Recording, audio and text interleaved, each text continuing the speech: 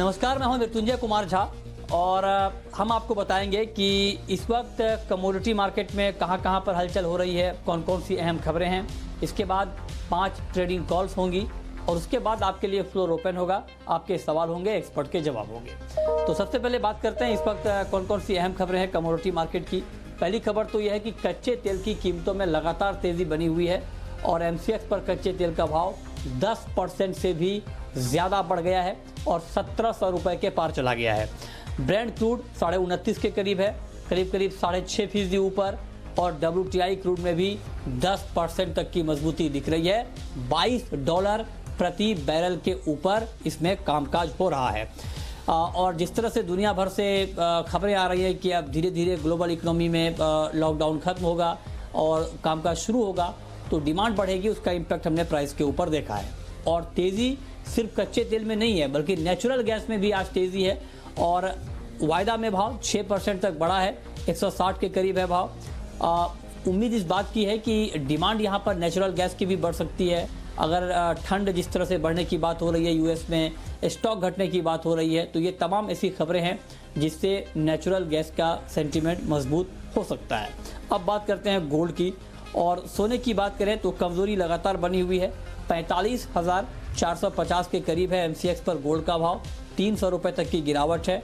चांदी 41,200 रुपये के नीचे है और क्योंकि अब देखिए क्रूड और गोल्ड की अलग अलग चाल इसलिए है क्योंकि एक ही खबर से दोनों मार्केट के ऊपर इम्पैक्ट पड़ रहा है। खबर यही है कि ग्लोबल इकोनॉमी अगर धीरे धीरे खुलती है तो डिमांड बढ़ेगी तो क्रूड के दाम बढ़ गए, लेकिन अगर ग्लोबल इकोनॉमी धीरे धीरे खुलेगी तो फिर गोल्ड में सुरक्षित निवेश के तौर पर थोड़ी मांग कम होगी, उसका नेगेटिव इम्पैक्ट हम प्राइस के ऊपर देख रहे हैं। इसके अलावा कैस्टर की बात करें तो 3 दिनों की गिरावट के बाद कैस्टर वायदा में तेजी लौटी है और निचले स्तर पर बाइंग से कीमतों को सपोर्ट मिला है। मई का वायदा 3700 रुपये के ऊपर ट्रेड कर रहा है और इंट्राडे में भाव करीब 2% तक बढ़ चुका है। ग्वार की बात करें तो ग्वार में भी भारी गिरावट के बाद एक बाइंग का माहौल बना है। ग्वारगम का वायदा 5150 के ऊपर है, ग्वारसीड का वायदा 3500 रुपये के करीब है और 2% तक की तेजी ग्वारगम में और 1% की तेजी ग्वारसीड में है।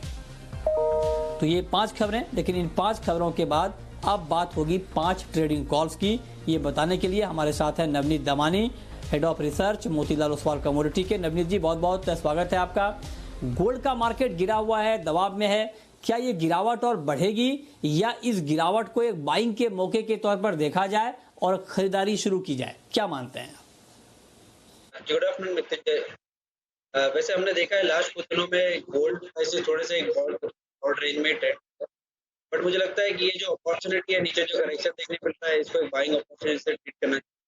हमने लास्ट कुछ दिनों में देखा है कि काफी सारी अर्थव्यवस्था में थोड़ा बहुत ओपन अप होने का डिसीजन लिया गया है और ग्रेजुअली इसका प्रेशर आपको गोल्ड देखने मिल रहा है। मेरा मानना है कि 45,300 के रेंज में आपको गोल्ड मिले तो बाय किया जा सकता है। 45,200 के नीचे स्टॉप लगाइए और 45,700 के ऊपर का टारगेट दिया। ओके, तो गोल्ड में आपकी राय बाइंग की है और 45,700 के टारगेट के लिए। चांदी में क्या किया जाए? क्या चांदी में भी आपको लगता है कि गोल्ड की तरह अभी खरीदना बेहतर रहेगा, ठीक ट्रेड रहेगा? जी, बेस मेटल्स में काफी स्टेबिलिटी देखने मिल रही है और हमने लास्ट कुछ महीनों में देखा है कि चांदी जो है वो टिपिकली एक बेस मेटल जैसे बिहेव कर रहा है, प्रेशियस मेटल जैसे कोई भी सिम्टम नहीं दिखा रहा है। तो मेरा मानना ये है कि चांदी 41,000 के आसपास, यानी यहाँ से 200-250 रुपए के आसपास और नीचे मिले तो बहुत अच्छा बाय रहेगा risk reward point of view से भी। 40,700 का आप स्टॉप लगाइए और 41,425, 41,500 तक के टारगेट आप पुल बैक में देख सकते हैं।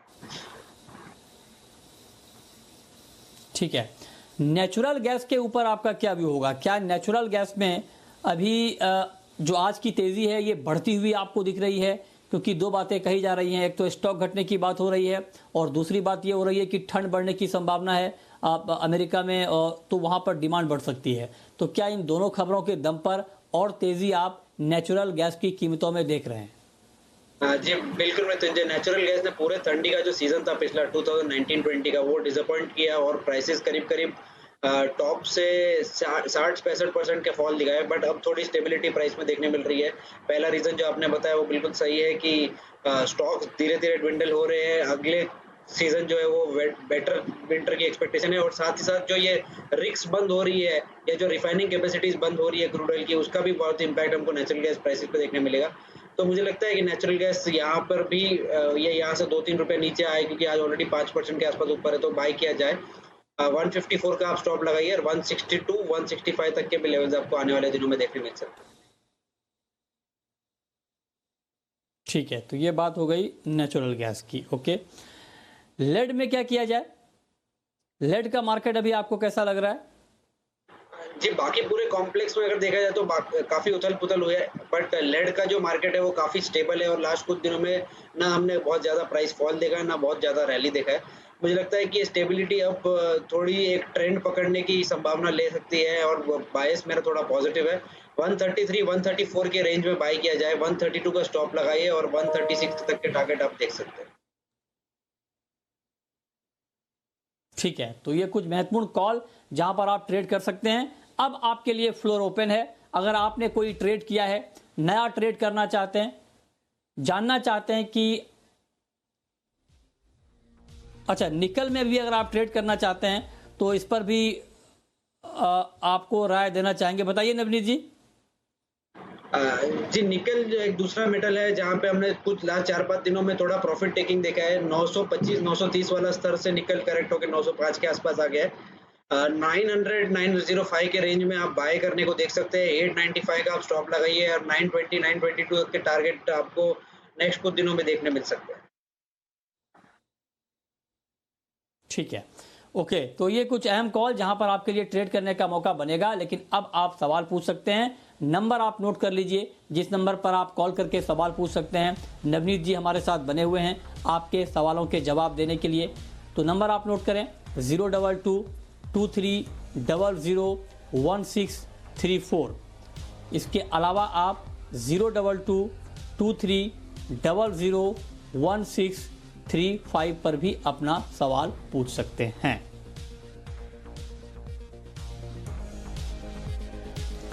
चलिए, और पहला सवाल है कैलाश का, सदलपुर से हमारे साथ जुड़ रहे हैं। कैलाश जी नमस्कार, पूछिए। सर नमस्कार, गुड आफ्टरनून सर।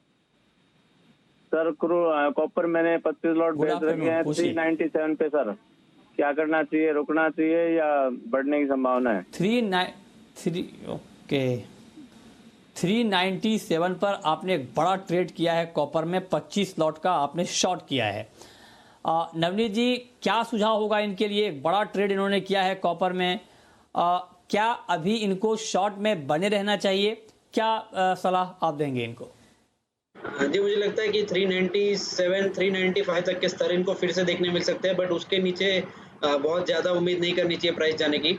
फिलहाल इनकी पोजीशन इंटैक्ट रखनी चाहिए, और 402 का स्ट्रिक्ट स्टॉप लॉस मेंटेन करना चाहिए, क्योंकि उसके ऊपर अगर गया बाजार तो 4 से 5 रुपए का क्विक मूवमेंट आपको और देखने मिल सकता है। ठीक है, इस बीच हमारे साथ विवेक जुड़ रहे हैं पुणे से। पूछिए विवेक जी। नमस्कार मृत्युंजय जी। नमस्कार, पूछिए। एक्चुअली ये क्रूड के ये रेट पे कुछ नया पोजीशन बनाना तो क्या करना चाहिए? ये अच्छा सवाल आपने पूछा है। क्रूड में तेजी है। नवनीत जी बताइए, अगर कोई नई पोजीशन बनानी हो कच्चे तेल में तो क्या अभी इस तेजी में बनानी चाहिए, पहला सवाल। और अगर हाँ तो क्या करें, खरीदें या बेचें? जी मृत्युंजय, अगर हम इस कॉन्ट्रैक्ट का लो देखें, मई कॉन्ट्रैक्ट है करीब करीब 800 रुपए के या 795 रुपीज का लो बनाया है, और अभी करीब 1720 रुपए के आसपास क्रूड चल रहा है। तो लगभग 60 से 65% की रैली हमने लास्ट कुछ दिनों में क्रूड में ऑलरेडी देख चुके हैं। मुझे लगता है ये थोड़ा सा रिस्की बेट हो जाएगा यहाँ पे फ्रेश लॉन्ग करने के लिए। अगर आपको कोई रिवर्सल मिलता है एंड 1670 1650 के भाव कन्विंसिंगली नीचे की तरफ टूटते हैं, तो आप सेल का स्टांस ले सकते हैं। 1730 का आप स्टॉप लॉस मेंटेन करिए जब आप सेल करेंगे, और नीचे आने वाले दिनों में आपको 1550 1500 तक के भी स्तर देखने मिल सकते हैं।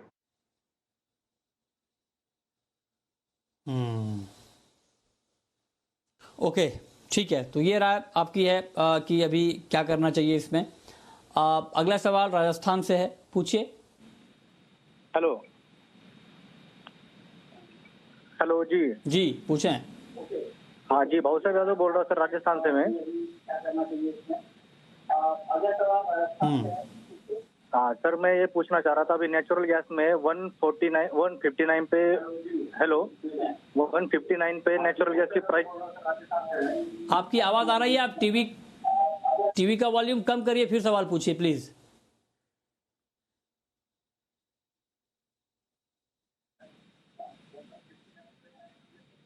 चलिए, 159 पर आपने ट्रेड किया है नेचुरल गैस में। कुल मिलाकर आप आउटलुक जानना चाहते हैं, हम लगातार आपको बता भी रहे हैं। नवनीत जी, एक बार फिर से बताइए। जी, मुझे लगता है कि नेचुरल गैस में 1.5 से 2 रुपए की गिरावट हो सकती है। वहाँ पर एक बहुत अच्छी बाइंग अपॉर्चुनिटी है। आने वाले कुछ दिनों में आपको 162, 165 तक के भी लेवल देखने मिल सकते हैं। लॉन्ग साइड पोजीशन है, ये शॉर्ट इन्होंने नहीं बताया, बट मैं अज्यूम कर रहा हूँ अगर लॉन्ग साइड पोजीशन है तो होल्ड करना चाहिए 154 के मेंशन स्टॉप लॉस से। ठीक है, 154 के स्टॉप लॉस के साथ आपने लॉन्ग पोजीशन होल्ड करने की राय दी है। क्या टारगेट होगा आपका? मैं टारगेट 164, 165 तक के टारगेट आपको अगले कुछ दिनों में देखने मिल सकते हैं। ठीक है, 164 तक का टारगेट आपको यहां पर देखने को मिल सकता है। अगला सवाल है सचिन का, नासिक से। पूछिए Sachin ji. Sir, cotton oil के पर करंट रेट पर क्या करना चाहिए? कपास कर ली।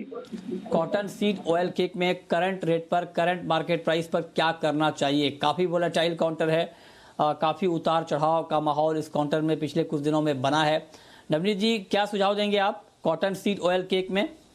जी मृत्युंजय, मैं एग्रो कमोडिटीज का एक्सपर्ट नहीं हूँ, मैं आपको ज्यादा गाइड नहीं कर पाऊंगा इस टॉपिक पे। अच्छा, ठीक है, चलिए कोई बात नहीं। मैं अगले शो में आप सचिन शाम 5:30 बजे हमारे साथ जुड़िए, और आपने जो सवाल पूछा इसका जवाब हम आपको शाम 5:30 बजे देंगे, तो आप उस वक्त जी बिजनेस देखिए, आपको एक मुकम्मल जवाब मिल जाएगा।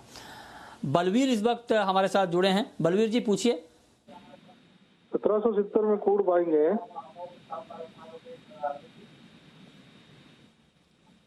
किस भाव पर बाइंग है आपकी? 1770 रुपए।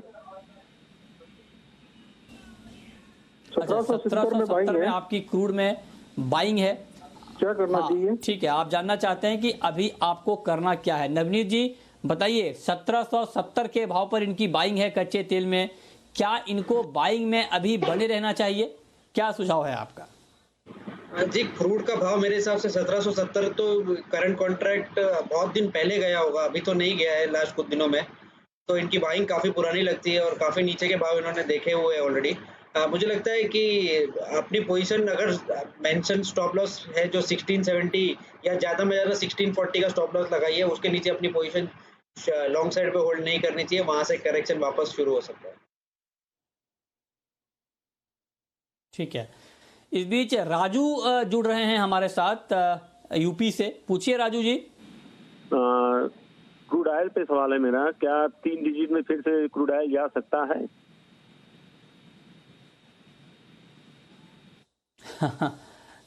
ओके, अभी हम लगातार क्रूड की ही बात कर रहे हैं। ठीक है, थोड़ा medium to long term view बता दीजिए अपना नवनीत जी क्रूड का।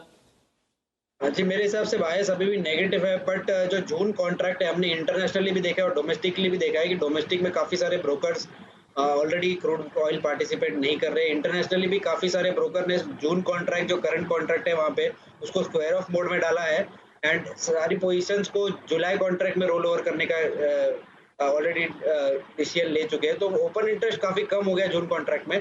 तो इनका सवाल अगर जून कॉन्ट्रैक्ट नेगेटिव जाने के ऊपर है, तो मुझे लगता है कि काफ़ी प्रोएक्टिव मेजर्स ऑलरेडी ले चुके हैं लोग, जिसमें इसको जून कॉन्ट्रैक्ट को नीचे जाने से रोका जाए।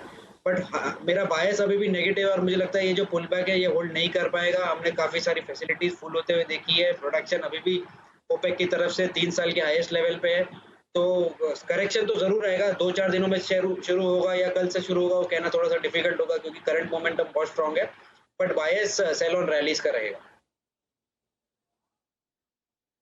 ओके, अगला सवाल तुषार का है, रायपुर से हमारे साथ जुड़ रहे हैं। पूछिए तुषार जी।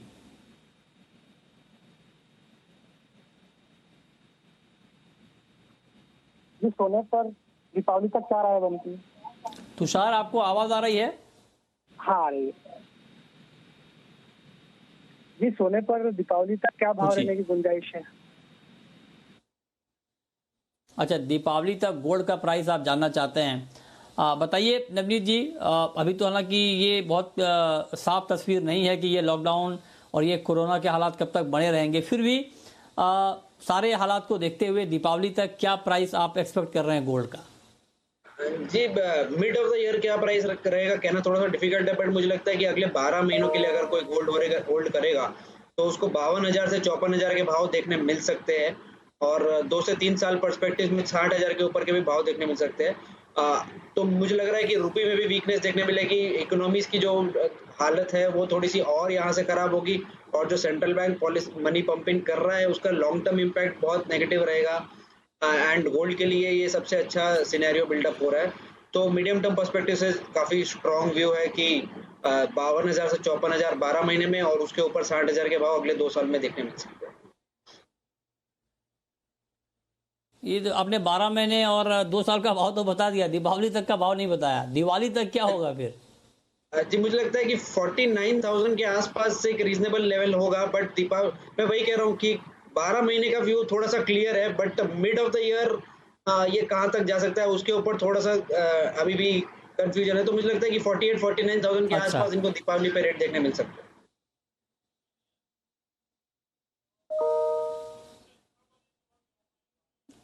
ओके, तो आप ये कह रहे हैं कि दीपावली तक का व्यू बहुत क्लियर नहीं है, लेकिन 12 महीने के लिए आप बता रहे हैं कि 52 से 54,000 का लेवल दिख जाएगा, यानी गोल्ड में एक बड़ी तेजी सामने यहाँ पर खड़ी है। अगला सवाल महेंद्र का है, राजस्थान से जुड़ रहे हैं। पूछिए महेंद्र जी, नमस्कार, पूछिए।